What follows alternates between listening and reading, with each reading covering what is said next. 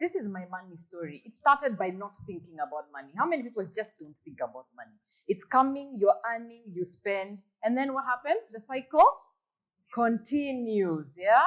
And especially if you're working and earning a salary, what day are you paid? 24th to 30th, around there, yeah? What if one day something happened and your employer, something happened to the system? So you went on the 24th or the 25th of the month and the salary was not there. What would happen in your life? That's what happened to me. So I decided to go into business while I was still employed.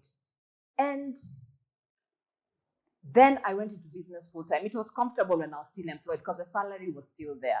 Then I was like, now I can go into business properly. So I realized I don't have a salary. But the kind of work I had been doing all along was in helping people invest. Can you imagine? I'm helping people invest, yet I'd never invested for myself. So I start having these conversations with people, and then I realized it's all of us. We are not taking money and our relationship with money seriously. And for me, it started with something as simple as 300 shillings. See, then 300 shillings, something you have, and then it goes and you don't think about it. So when I didn't have money, I did the calculations. 300 times 30, 9,000 shillings. 9,000 shillings times 12, 108,000 shillings. What would you do if today somebody gave you 108,000 shillings just like that? What would you do?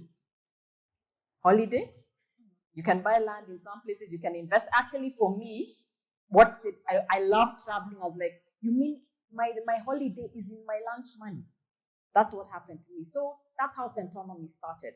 So I started by just having these conversations with people and then decided that this is going to become my calling. This is actually going to become what I do.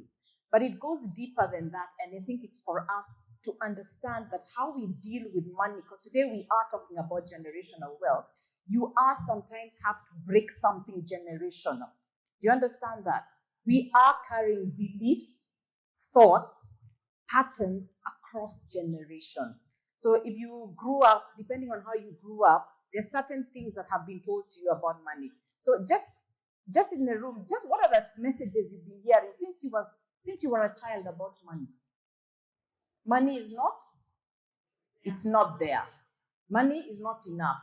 People from our community, we don't do X, Y, Z. Then depending on, are you a girl, are you a woman, are you a man, there's a context you had about money. So for me, it was realizing that my money behaviors were also coming from that. And we're not talking badly about our parents or anything, they're human, but just understand there's some things you observed, how the rich uncle was treated and how the not so rich uncle was treated, correct? Yeah, you know that. So I had to go and investigate what were my beliefs about money. And for me, it was that thing of it will never be enough. Yeah? So now I started questioning, why do I think money is not enough? And it was in the small things. And then I went further and said, why can't money go past just me? And I think we'll come and talk about that later when we're talking about succession, especially in business, and what are the habits that are actually needed for money to go just past me. So Centonomy came as a result of wanting to teach myself. I was the first student of Centonomy, and then bringing others on board so I can teach them about their relationship with money, how to handle money today, but also how to think about what it is they actually want. Because at the end of the day, wealth is not what we think it is. Wealth is not having a big car today. Wealth is saying, these are the things that I value in life, so I'm going to plan my money so that I can actually use money as a tool for wealth creation for something that has meaning to